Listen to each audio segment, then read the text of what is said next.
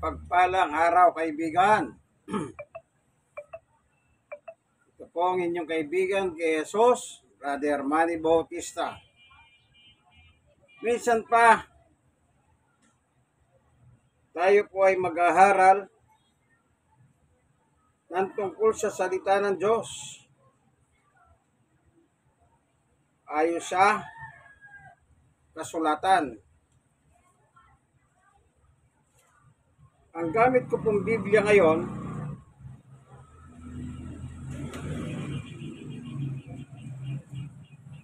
ay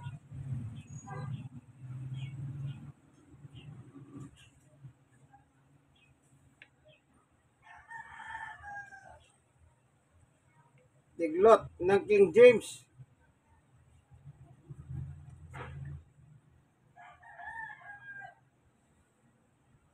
Tagalog, English, Diglot Bible. Ano?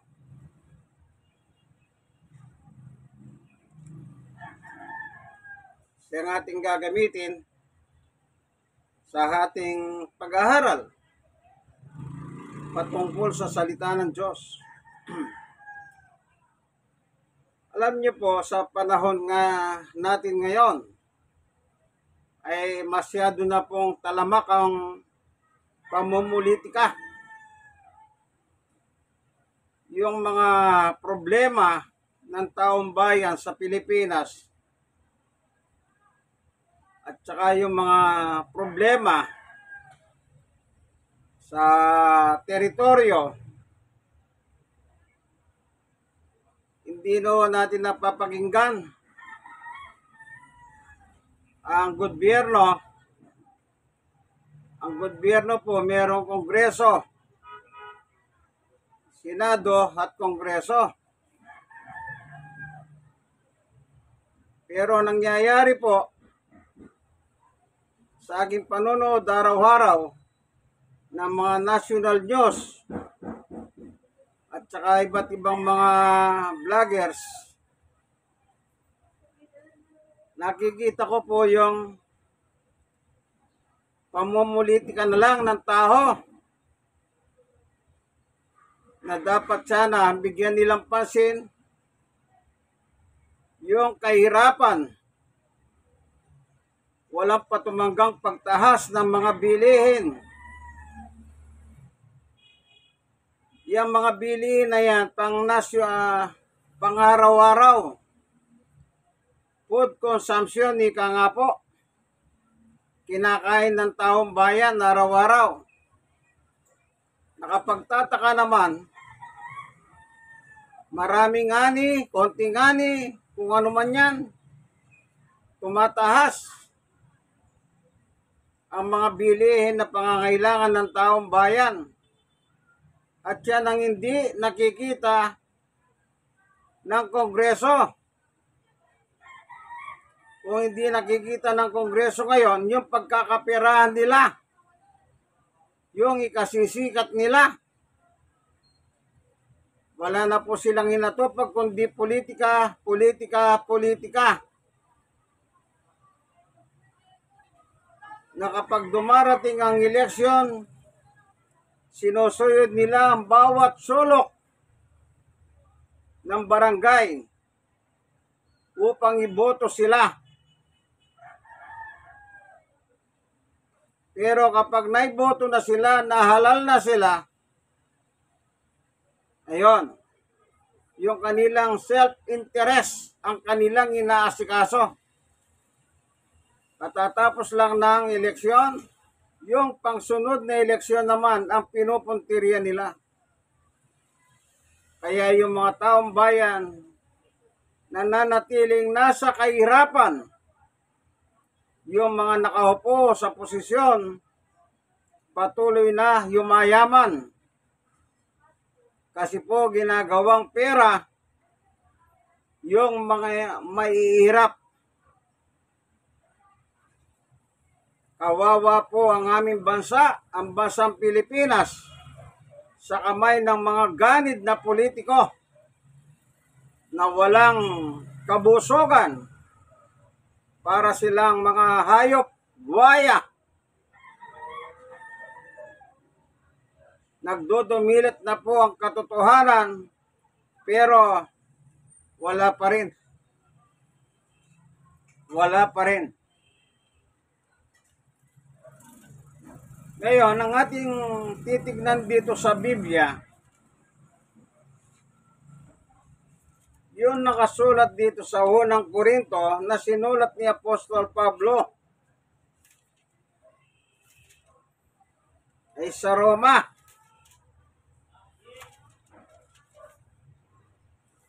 Ganito po nakalagay sa chapter 13 ng Roma, verse 1. Ang bawat kaluluwa ay pasakop sa matatahas na kapangyarihan, sapagkat walang kapangyarihan na hindi mula sa Diyos, at ang kapangyarihang yahoy inirang ng Diyos. Verse 2. Kaya nga't ang sumasalangsang sa kapangyarihan ay sa utos ng Diyos sumasalangsang, at ang mga nagsisalangsang magsisitanggap ng kahatulan sa kanilang sarili. 3. Sapagkat ang mga pinuno ay hindi kilabot sa gawang mabuti, kundi sa masama, at ibig mo bagang mawalan ng takot sa may kapangyarihan, gawin mo ang mabuti at magkakamit ka ng kapurihan sa Kanya. Sapagkat siya'y ministro ng Diyos sa ikagagaling mo. Datapat kung ginagawa mo ang masama, ay matakot ka, sapagkat hindi walang kabuluhan ang pagdadala niya ng tabak, sapagkat siya'y ministro ng Diyos, tagapagiganti at sa ikagagalit na gumagawa ng masama. Verse 5. Kaya nga dapat kayo pasakop, hindi lamang dahil sa kagalitan, kundi dahil sa budhi. Maliwanag po ang utos ni Apostol Pablo. Yung nasa kapangyarihan mula sa presidente hanggang sa barangay level, yung mga inialal natin, kasama na po yung Senado, Kongreso, sa probinsya may gobernador, lahat yan may tungkulin sila. At dapat tayong mga tao naman ay pasakop sa kanila. Ang malaking problema lang na nakikita ko sa araw-araw, ang tao takot gumawa ng masama. Kaya lang siya gumagawa ng masama kapag siya ay nalalagay sa ahalanganin. Pero ang problema po ng taong bayan, hindi nakikita ng nakatatahas na nanunungkulan. Patuloy na tumatahas ang bilihin. Marami na pong mga tao naghihirap.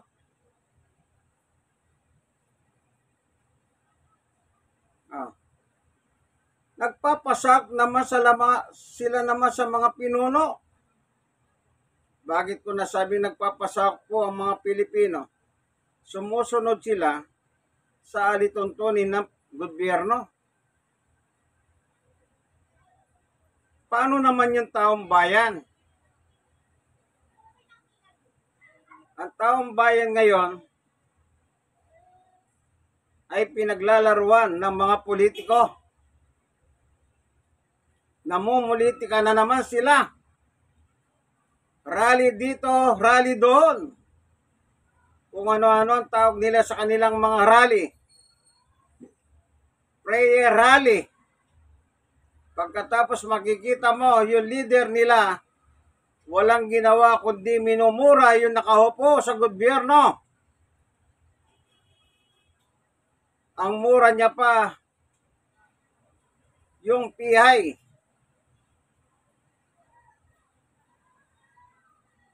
Ibig lang sabihin, hindi po sila nagpapasakop. Ang ganda ng title nila, Prayer Rally, pero ang kinalalabasan, Murahan Rally, Palalait Rally, Panguhusga Rally.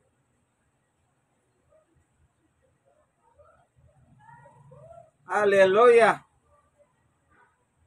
Kaya yung bansang Pilipinas po nagkakawindang-windang dahil po sa mga politikong ito.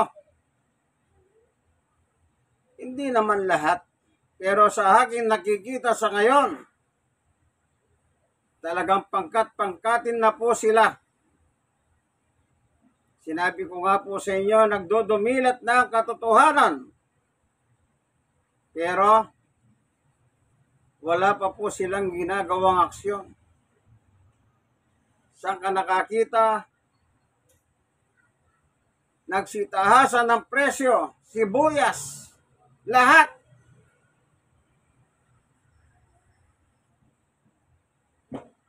Kaya yung mga taong bayan po na puro sipayo na lang ang kanilang,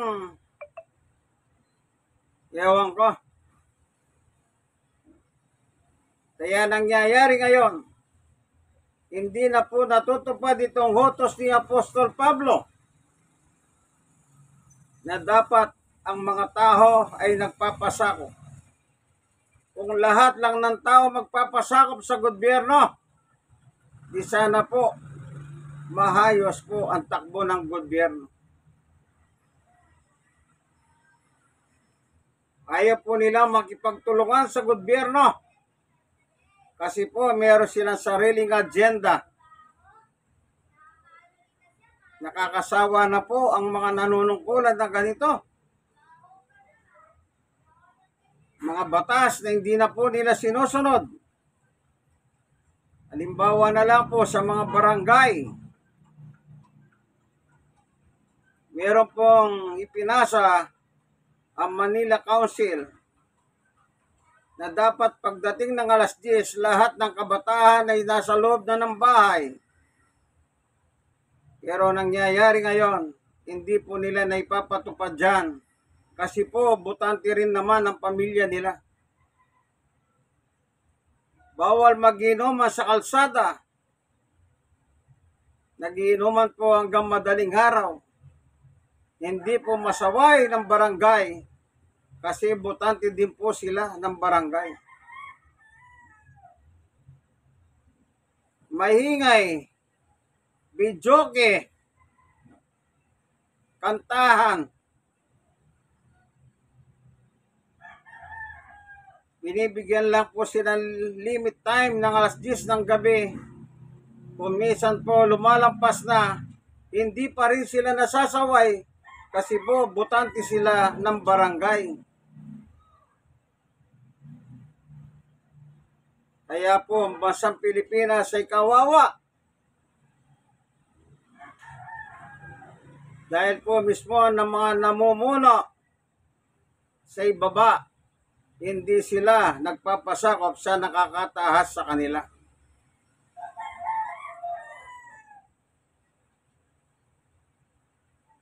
Ngayon, gusto ng salita ng Diyos, magpasakop lahat ng tao sa mga namimimuno.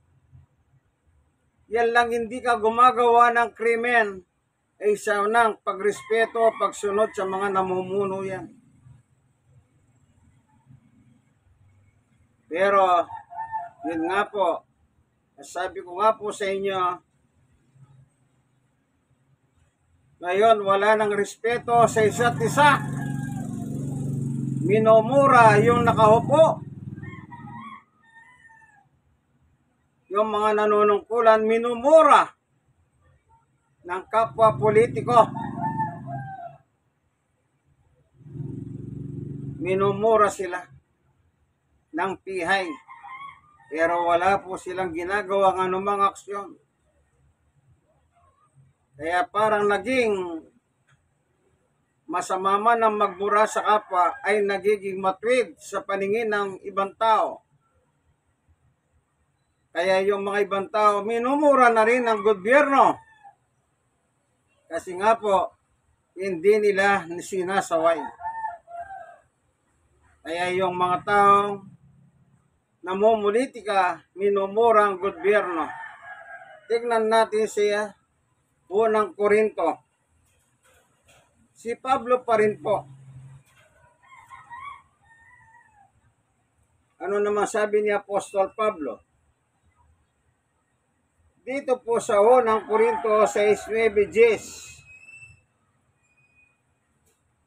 O hindi baga ninyo nalalaman ng mga liko ay hindi magmamana ng kaharian ng Diyos? Huwag kayong padaya, kahit ang mga nakikipid, ni ang mga mananamba sa Diyos-Diyosan, ni ang mga ngalunya, ni ang mga nang bababae, ni ang mga mapagyapit sa kapwa lalaki. Verse 10. Ni ang mga magnanakaw, ni ang mga masasakim, ni ang mga manglalasing, ni ang mga mapagtungayaw, ni ang mga manglulupig ay hindi magmamana ng kaharian ng Diyos. Ito po ang kinukuha natin dito. Mapagtungayaw. Yun po'y palamura.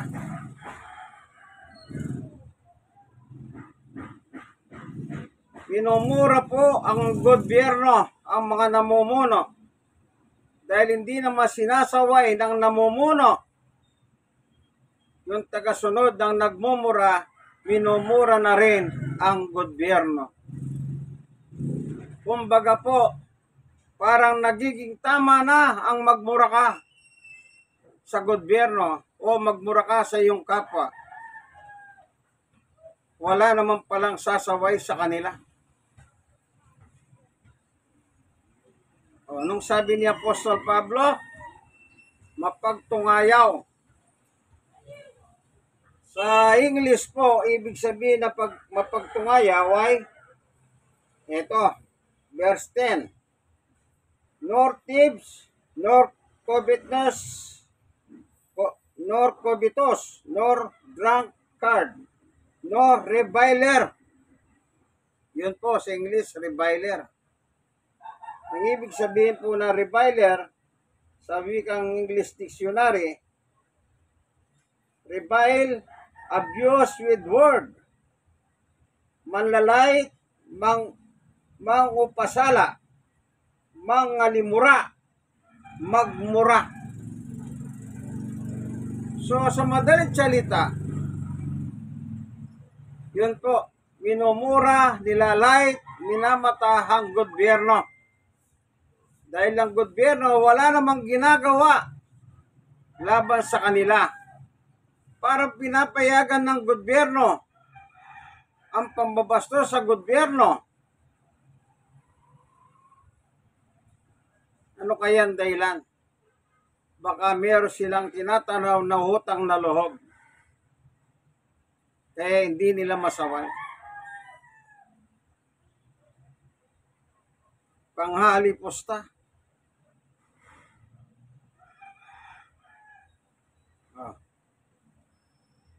Nakalimutan ng gobyerno, meron siyang tungkulin. Dapat ipagtanggol ang estado, hantaong bayan laban sa mga ganitong klaseng mga politikos. Pero walang ginagawa ang gobyerno. Sabi ni Pablo, gumawa kang mabuti para wag kang husgahan ng gobyerno.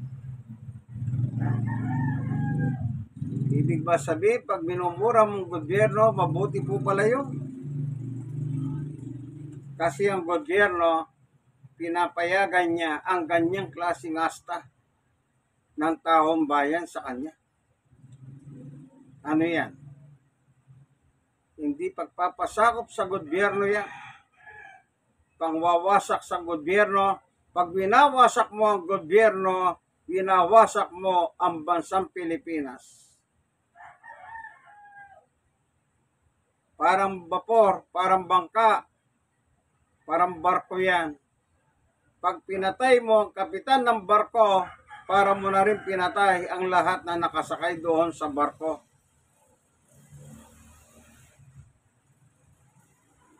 Kaya sabi ko nga po sa inyo, ang bansang Pilipinas ngayon ay nabubuhay sa politika. Nagdudumilat na po ang katotohanan, hindi pa nila inaaksyonan. Tumataas ang mga bilihin araw-araw. Kaya nagsasuffer po yung mga mahihirap. Sabi nga nila, ang mahirap lalong maghihirap, ang mayaman lalong yumayaman. Maliwanag po ang salita ni Apostol Pablo. Ngayon, sino po naman si Pablo? Ayon sa Biblia. Si Pablo po, tingnan natin dito sa Roma, chapter 1, verse 1. Si Pablo na halipin ni Jesucristo na tinawag maging apostol, ibinukod sa Ebanghelyo ng Diyos. Verse 2, na kanyang ipinangako ng una sa pamamagitan ng kanyang propeta sa mga banal na kasulatan. 3, tungkol sa kanyang anak ay pinanganak sa binhi ni David ayon sa laman. Ano daw po si Pablo? Si Pablo na halipin ni Jesucristo na tinawag na maging apostol. Apostol pala si Pablo ng Panginoong Yesus.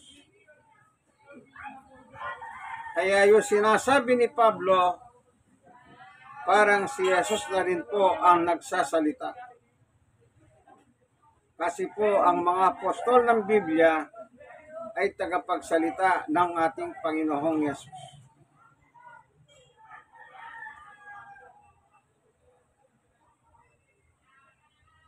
Kaya ang sabi ni Apostol Pablo, ang mga tao dapat pasakop sa mga namimimuno sa kanila. Pero nangyayari po ngayon, dahil po sa lakas o pwersa ng politika dito sa Pilipinas, wala na po yung batas ni Pablo, batas ng Panginoong Yesus. Kasi po, lantaran na po ang ginagawa ng mga politiko. Sabi ko nga po sa inyo, kapag eleksyon na, kasulok-sulukan ng barangay sinusuyod nila upang hingin nila ang boto para makaupo sa kapangyarihan.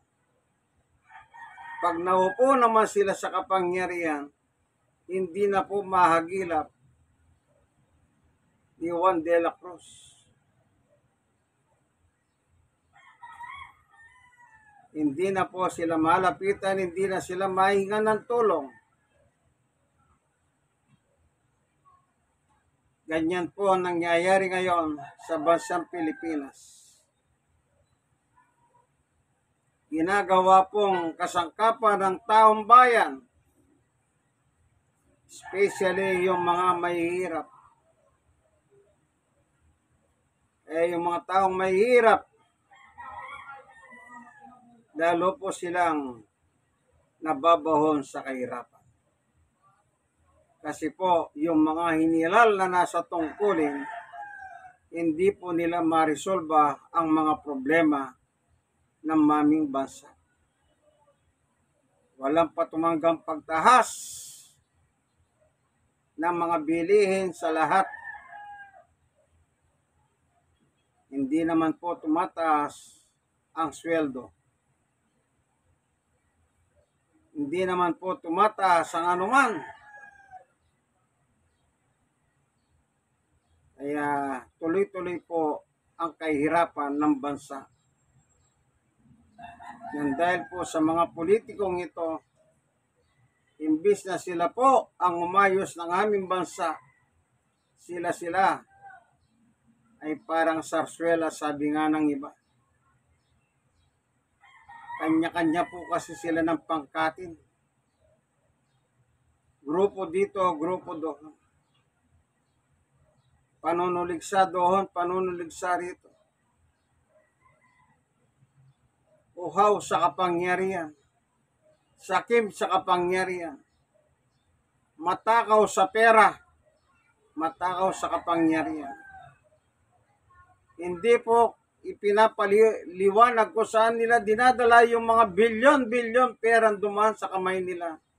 Pero wala pong magawa ang gobyerno kasi po tumatanaw siya ng utang na loob. Kahit wawaldasin po yung pera, hindi po nila may paliwanag kung saan nila ginamit ang pera. Samantalang yung mga mahirap,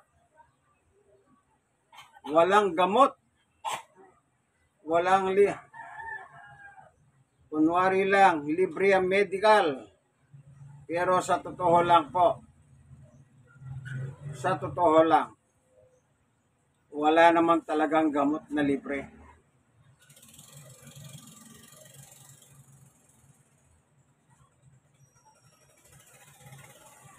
Sinasabi nila, libre ang gamot. Saan libre ang gamot? Pag malapit ang eleksyon, maraming gamot. Kaya, nasabi ko nga po kumisan, sana araw-araw eleksyon. Kasi po, pag eleksyon, bumabaha ng pera. Yung mga naisubi nilang pera, sabi ko nga po sa inyo, katatapos lang ng eleksyon, nag-iipon naman sila para pa sa susunod na eleksyon. Kawawa po ang bansang Pilipinas sa kamay ng mga ganid ng mga politiko. Wala silang iniintindi kundi ang pagyaman nila, ang pagkakamal nila ng salapi.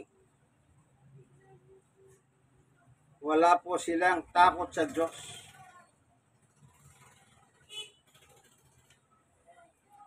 Hallelujah. Tignan pa po natin ang isang talata ng Biblia. Praise the Lord. Ayon kay Pablo, 2 Timoteo, chapter 3, verse 1.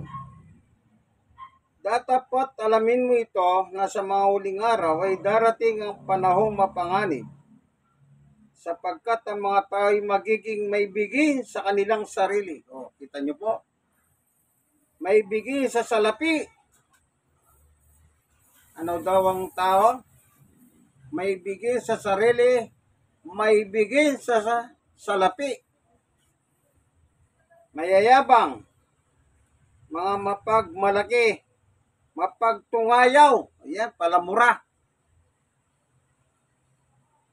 Masuway sa mga magulang, mga walang turing, mga walang kabanalan. 3. Walang katutubong pag-ibig, mga walang paglulubag, mga palabintangin. Ayan. Yan po yung uso ngayon sa social media. Bintang dito, bintang doon. Mga walang pagpipigil sa sarili. Oh. Wala na sa sarili ito. Mga mababangis. Hindi maibigin sa mabuti. 4. Mga lilo, mga matitigas ang ulo, mga palalo, mga maibigin sa kalayawan kaysa maibigin sa Diyos. Oh. Puro kalayawan na lang po ang inahatupag ng mga politikong ito kaysa maibigin sa Diyos. Maibigin sa sarili, makasarili po sila. Dahil malapit ang eleksyon, ang dami po nilang mga propaganda na hindi naman nararamdaman ng taong bayan. may bigay sa salapi. Yan, diyan sila magaling. Kung paano sila makinabang. O, paano po yung pagkinabang? Sabi nga ni Juan de la Cruz, hindi may bulsa ang simento, hindi may bulsa ang buhangin, hindi may bulsa ang bato. Kaya ang ibubulsa nila ay ang pera na budget. Nung araw po, nabulgar na po yan na sinasabi ng mga kontratista, bawat project, yung 20%, yung kontratista, ibinibigay sa mga senador, congressman, hanggang 20%. 15%, 10%, 5%. Kaya yung budget po, halimbawa, 100, tanggalin mo na yon 20%. Ang matitira na lang 80%. Yung 20%, yun po sinasabi ni Juan de la Cruz, ibinubulsa nila yung pera. Kasi po, pinaghahandaan nila yung susunod na eleksyon. Yan, pinagtapat ng mga kontraktor yan. Kaya yung budget na lang sa kanilang kontrata is 80% na lang. Kaya kailangan kumita pa yung kontraktor. Pagkatapos ipapasok contract pa nila. Kaya yung ginawa pong proyekto, 1 taon lang, sira-sira na. Yan po ang gawain ng mga namumuno na tuwing eleksyon gagadugari ng barangay hanggang sa kasulok-sulukan. Iningi nila ang boto nila para maupo sila sa kapangyarihan. Na kapag sila naman ay nakaupo na, yon, doon po nagaganap ang pagkamal ng salapi. At marami na pong mga hisyong ganyan. Hanggang ngayon, ewan ko. Kung totoo lang po sanang masunod yung sinabi ni Apostol Pablo, lahat ng tao magpasakop sa gobyerno, di sana po matino ang gobyernong ito. Pero hindi po eh. Walang ginagawa ang gobyerno sa nangyayari kay Juan de la Cruz. Ano po? Kawawa po ang bansang Pilipinas. Araw-araw, sabi nga po nila, kagaya na lang ng mga batas na ipinasa sa mga senior citizen. Namatay na yung senior, hindi pa niya nakamit yung batas na yun. Bakit po? Nagpasa sila ng batas na wala pong sapat na pondo. Kaya hindi lahat nakikinabang. Ganyan po ang buhay Pilipino. Namamayagpag, namamayani ang politika. Yan po ngayon ang sabi nga po ng isang kongresista, parang sarsuela. Napanood ko po kanina sa isang vlogger na parang sarsuela. Alam niyo po yung sarsuela? Tanong niyo po sa mga matatanda, alam nila yan.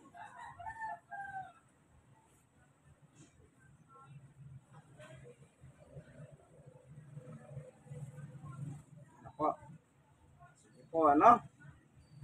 Salamat, Panginoon Diyos, sa katotohanan ibinahagi mo sa amin sa oras pong ito. Maraming salamat po sa iyo, Panginoon Diyos. Pasbasan mo po ang aming bansang Pilipinas. Tulungan mo po ang bansa naming Pilipinas napapunta na po sa pagkawasak. Mahabag ka po, Panginoon Diyos.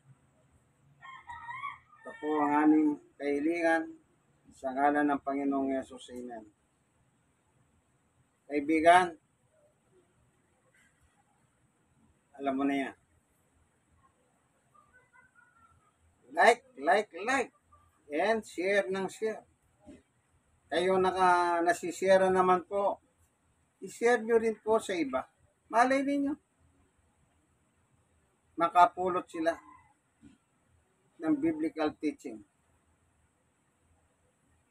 Mag-subscribe po kayo. Subscribe. Ito po ang inyong kaibigan kay Jesus, Brother Manny Bautista. Nagsasabing, pagpalain tayo ng Panginoon Diyos. Amen, amen. God is good all the time. All the time, God is good. Amen, amen.